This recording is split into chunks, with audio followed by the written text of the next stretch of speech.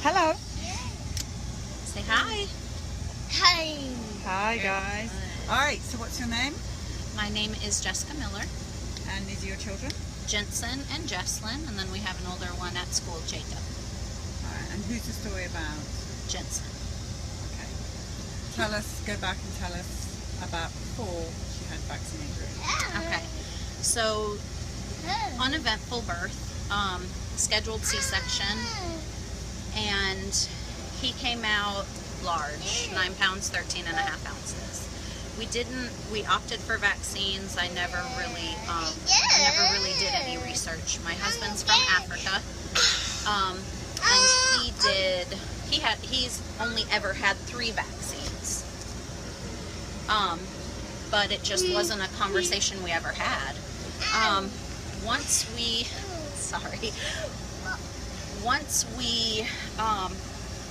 started getting the vaccines, not any noticeable change other than after we left the hospital and he got his initial vaccines, he cried non-stop. If he was awake, he was crying.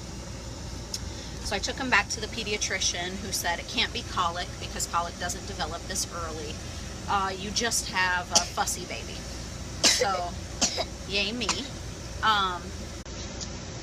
Other than that, anytime he would get a vaccine, it was constant crying.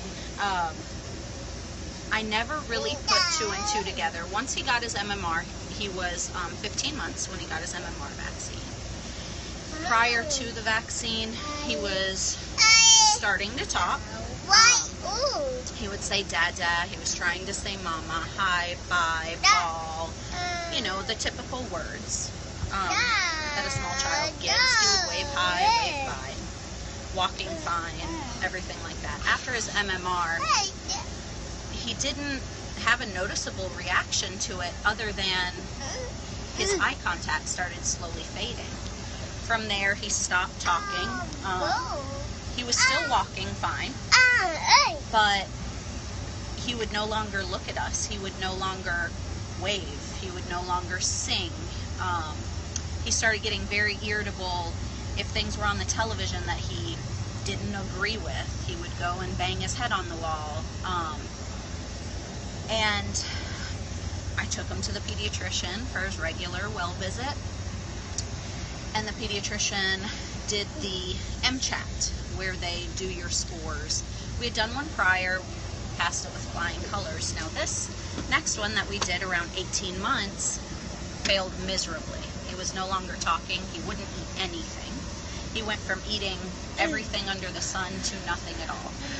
Then he moved on to chicken nuggets and pizza, which has been our primary diet since then. I know. We did eventually get diagnosed with autism when he was 3. And still got her shots, still got him his shots.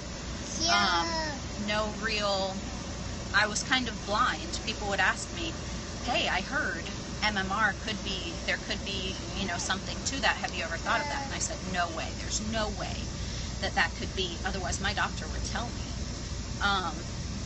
But once I started thinking back and looking at all the signs and looking at his progress through his medical reports, I noticed the correlation.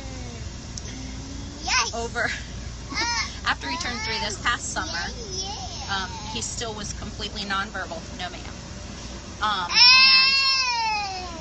and would scream non-stop, like this sound that only dogs should be able to hear, but for some reason I could. It was awful. And he got a stomach virus. And we went and saw a pediatrician who wasn't our normal pediatrician. And he said, put him on probiotics. There's nothing you can give. It's a virus, but put him on probiotics. It's the best thing that you can do. Better than any multivitamin that you can give to a child. And I was like, oh, okay. Never heard of it before. So I put him on probiotics this past summer. He went from completely not speaking at all to gaining 12 words in 10 weeks. Now, we've continued the probiotics. He has new words every day. He's supposed to get his MMR again. No, honey. At 4. How old is he now? He's 3.5. He's supposed to get it again at 4. Are they starting to put pressure on you for it? We haven't even went to the doctor. That's when it kind of stood out to me, and I told my husband I would never forgive myself if I didn't hear his voice again. Because he said mama. Like 2 weeks ago was the first time he ever said mama. And I was like, I could never live with not hearing it again. Now that you hear their sweet voices, honey, be nice. It's okay. We can share. So we have decided to no longer continue with vaccines with either of our children. We were pressured with my older son to get Gardasil, which I still refuse. He's 12. He's 12. He's 12.